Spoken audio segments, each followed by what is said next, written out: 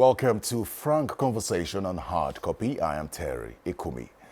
President Muhammadu Buhari has signed new regulations on COVID-19 with 6 months jail term for defaulters, and Nigerians are questioning some of those regulations and asking the government to lead by example, especially in its own gatherings. Meanwhile, it would seem that the plan of the federal government to locally produce COVID-19 vaccines has suffered a temporary setback following the directive by the National Assembly Joint Committees on Health to the Ministry of Health, asking it to stop any further action on the 10 billion naira which the ministry had initially said was for production of COVID-19 vaccines.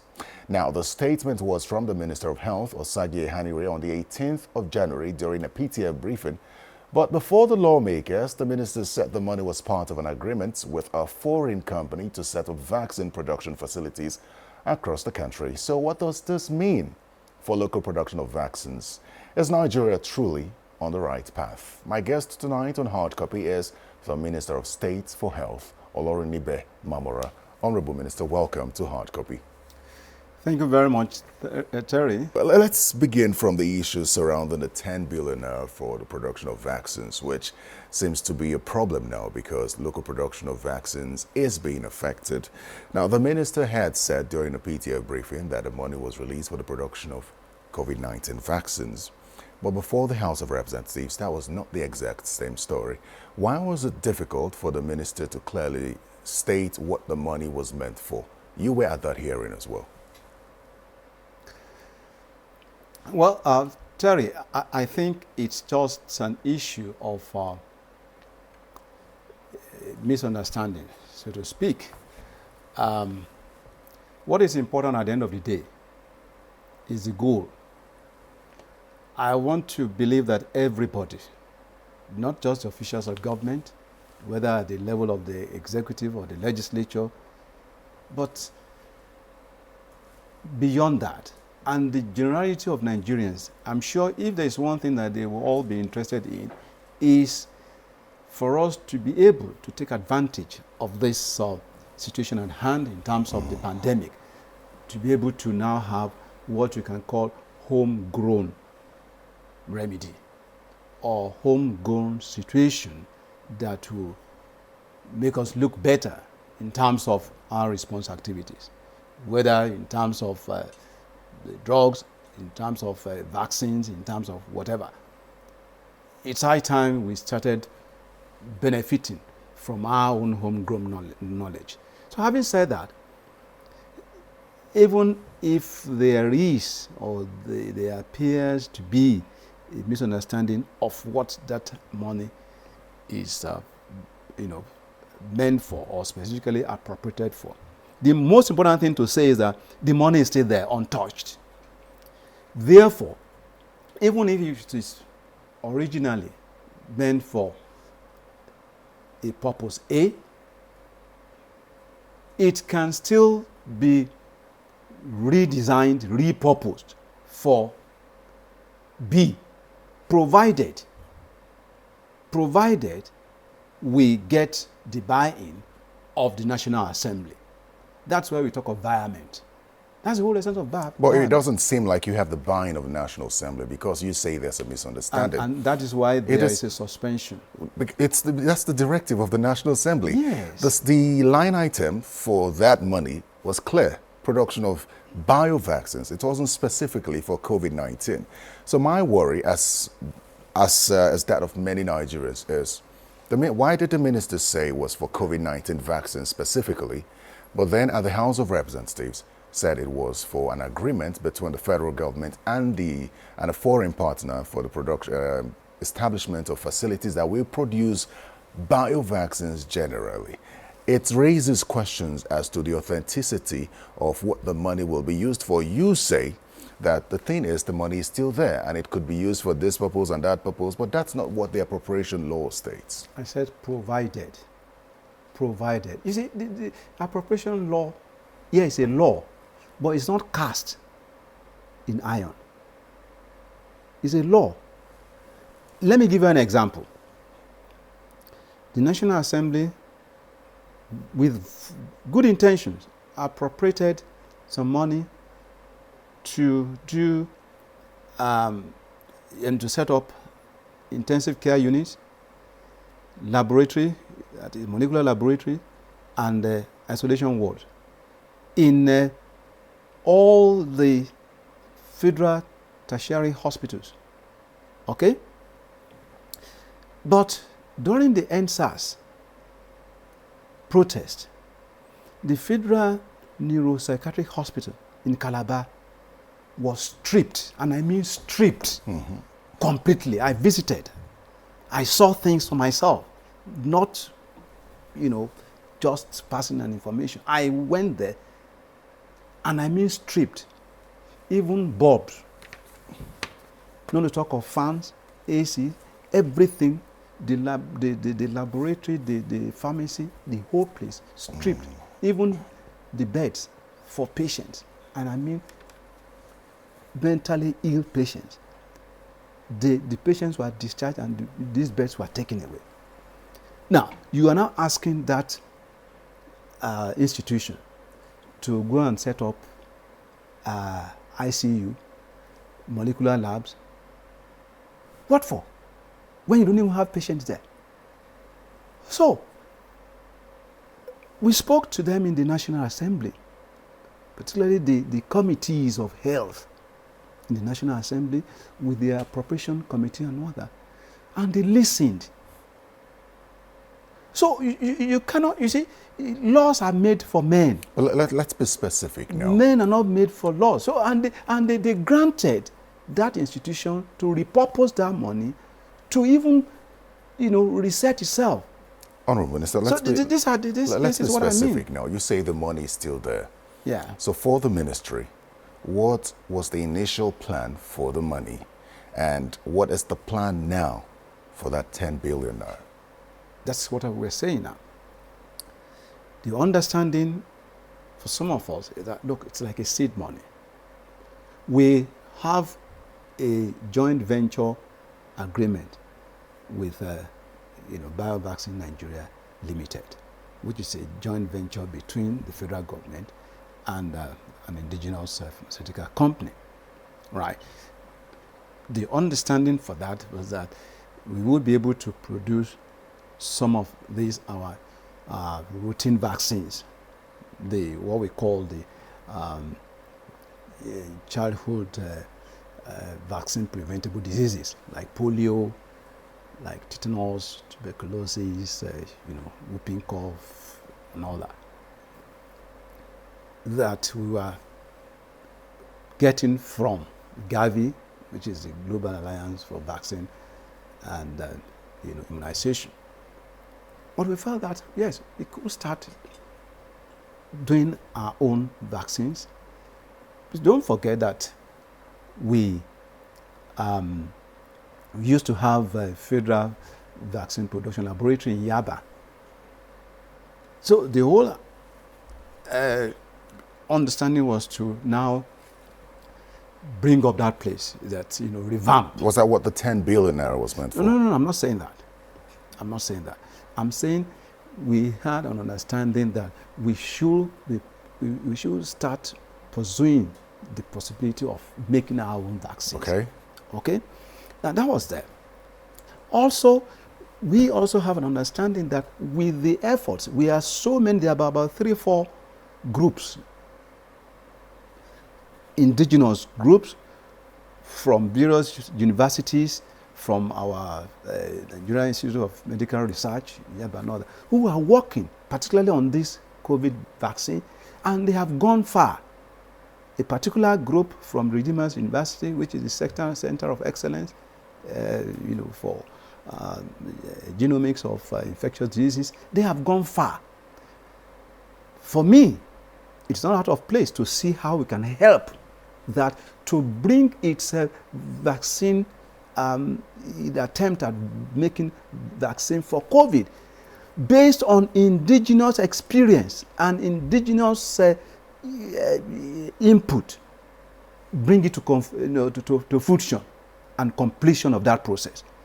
So for me, it will not be out of place to approach the National Assembly and say, we will wish that you could allow us to repurpose part of that money to achieve this. Okay, so It will be in order for me. That was not done. I just want us to be specific in our conversations. The 10 billion naira, which the minister had spoken about, Minister of Health had spoken about, which he said would be used for the production of COVID-19 vaccines. Is it safe to say that his statement was done in error, and the new idea for that money is to use it for the development of of centers that will produce the biovaccines? Possibly. So that is it? Possibly. Okay. Possibly the statement made in error. Very well then. So with this now that National Assembly has said that the whole process should be put on hold, what impact will that have on the production of local vaccines? The National Assembly has its oversight functions, and oversight simply is to follow through on what has been appropriated to ensure that the purpose for which that money has been appropriated is carried out under sections 88 and 89 of the Constitution. That's what it means. And that's why I say what the National Assembly is only saying is that, look, you need to let us know what exactly you are doing. This, you tabulate or you give us the details. That's what they're asking for. And it's very much in order. So what impact will this have now that the suspension is in place on the production of vaccines? Because you said the money is now for establishment of centers that will produce biovaccines. But you and I had a conversation on the News at 10 last Thursday where you said that you had received submissions from groups that will produce these vaccines locally, and that money was supposed to go to them. So now that the money will not be going to them. No, listen. No, I don't want to be quoted out of context. I was saying that, you see, whatever happens in the ministry will not be decided by just an individual. We will all sit down and look at all the issues and even, if need be, invite agencies. I said, could be that I may have my own idea as to how, but it cannot be an issue of my own idea. It has to be our own idea as a collective within the ministry. So what happens to those people who had earlier put in submissions now for the production of these vaccines locally? Look, we will just look at whatever has been put forward. Whatever has been put forward is a proposal. It's not sacrosanct. We have to interrogate the proposal within the context of the funds available and determine what our priorities would be in the circumstance we find ourselves. So that's the situation. Just before we go on a break now, I think one of the issues that have arisen since the COVID-19 pandemic outbreak in Nigeria has been that of trust. A lot of people have questioned why we've had government officials speaking more.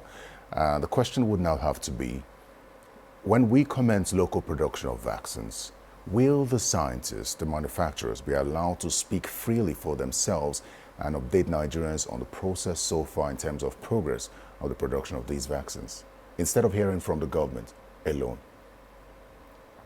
Well, don't forget that there is a procedure.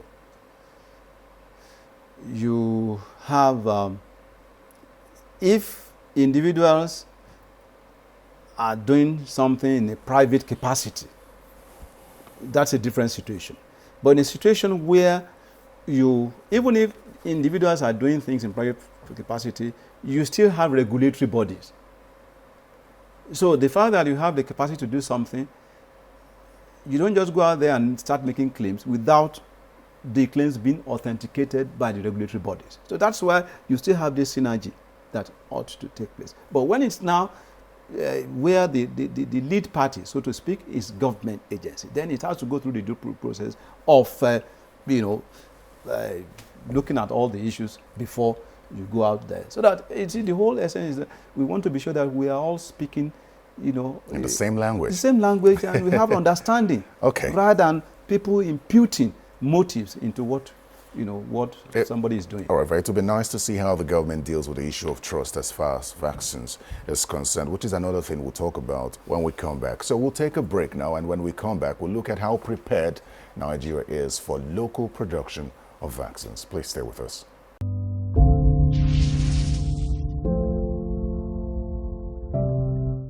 Well, welcome back to the conversation. My guest is the Minister of State for Health, Olorinibe Mamora. Honorable Minister, let's stick with the issue of the vaccines now because it's raised a lot of controversies. Now, I know that there's a clamor for local production of vaccines, but the question would have to be, is Nigeria truly ready with all the necessary infrastructure and capacity to produce local vaccines? I ask this because across the world, there are not more than 10 countries that are actually involved in production of vaccines. Can Nigeria say, with its health challenges, infrastructure challenges? I've also spoken with scientists on this program who have questioned resources available to them for research and production of whatever it is that they need in the health sector. Can we say that with everything we have on ground, Nigeria is ready to locally produce vaccines? You see, you need to understand that when you talk of vaccine production, it's a process. And it's a process, it's just like when you are building a house. You have the underground structure, which is called the foundation. That, it's more or less behind the scene. They dig the ground, they start putting ions, they put concrete and all that to set the foundation. So it's a process, starting from the research and development. So what stage are we now? Now, we have our scientists, very, very knowledgeable scientists here in this country who have the knowledge that will lead to that production. So I've just mentioned to you the African Center of Excellence for the genomics of infectious diseases at the University. You have our own center, National Nigeria Center, Nigeria Institute for Medical Research, NIMA, Yaba. We have even NIPRID, National Institute of Pharmaceutical Research and Development. These are agencies of government that have men and women who have the capacity to do research that will lead into all these things. Now, but you now need infrastructure to make these things happen. I'm saying that as at this point in time, there are about 3-4 groups that have really, advanced in terms of putting in place what will lead to vaccine production. But the infrastructure for that production is not on ground. But you can sell your patent to anybody that has the capacity to produce for you, but it will still be in your name. A conversation in the public space almost suggests that Nigerians are not interested in vaccines. They have a lack of trust in the whole vaccination process. Does it bother you? I know we've gone through something like this. We'll still go through something like this in the North in terms of vaccinating children against killer diseases. But how are you addressing this issue of fear or distrust among Nigerians as far as the COVID-19 vaccines are concerned? Every drug is a potential poison. We need to know that. But we don't, as clinicians who manage patients, what you look at is not whether a drug has a side effect that is deleterious, but whether the what we call therapeutic advantages outweigh the side effects. This is what will make you take a decision as to whether you want to give this drug to that patient or not. And unfortunately, it is not all the time you are able to anticipate what could happen. I have seen, in my experience in practice, a patient just taking 1 tablet of aspirin. Aspirin that some people take on a daily basis. But just 1 tablet, and they started vomiting blood. Not unusual.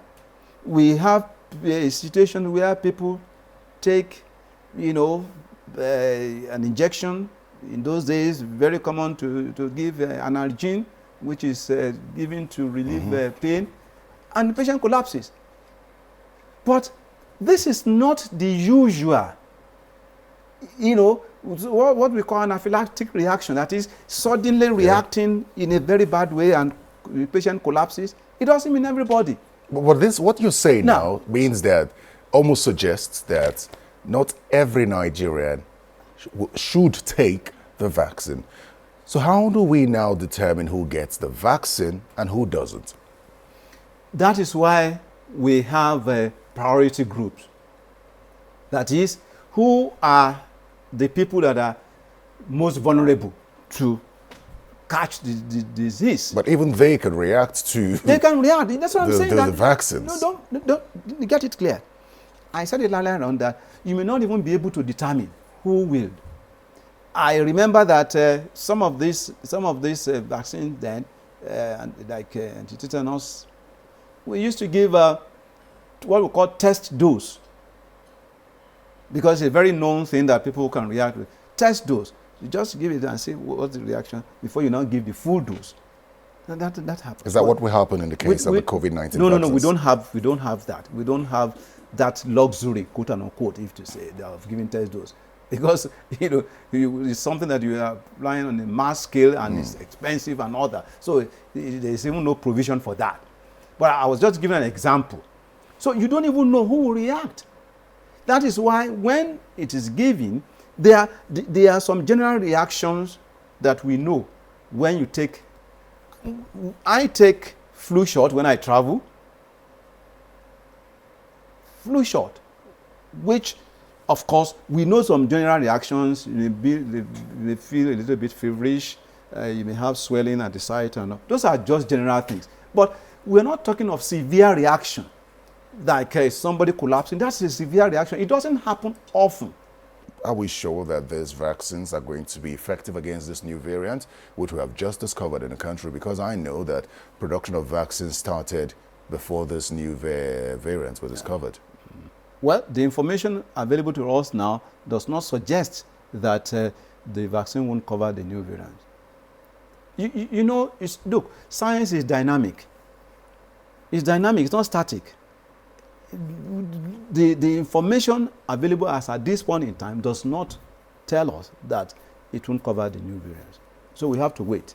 Honorable Mr. We're almost out of time, but just before we go, I'd like to get your reaction to this. So a number of people have questioned the deaths that have been recorded and attributed to COVID-19. Some have said that any death that happens now is attributed to COVID-19, and the PTF cannot clearly prove that those deaths are COVID-19 related. Don't forget that you have clinicians that manage patients, and some of the time, if not all the time, they come up. They also do postmortem. You have postmortem report, particularly when a patient dies within 24 hours of admission in hospital. Ideally, there should be postmortem on that to determine the cause of death. Okay. Now, having said that, when the patient presents in hospital, of course, there must be something there must be working diagnosis. That is, what are you managing this patient?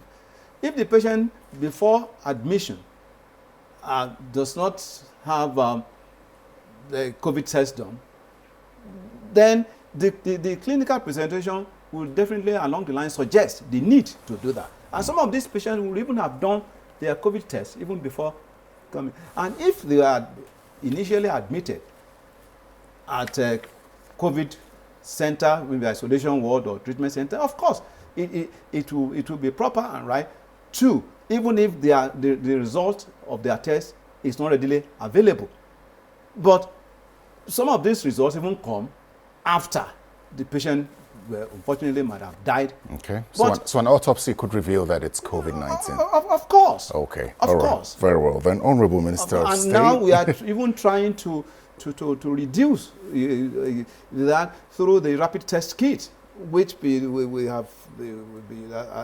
has been shown to have a very, very, very high percentage of sensitivity and specificity, so that we can easily, that gives you a result in less than 20 minutes. Yeah. So we are able to, when the patient comes, we quickly do that. We can still go ahead to do the PCR test, which is the gold standard. Very well then. Honorable Minister of State for Health, thank you so much for coming to speak with us on Hard Copy.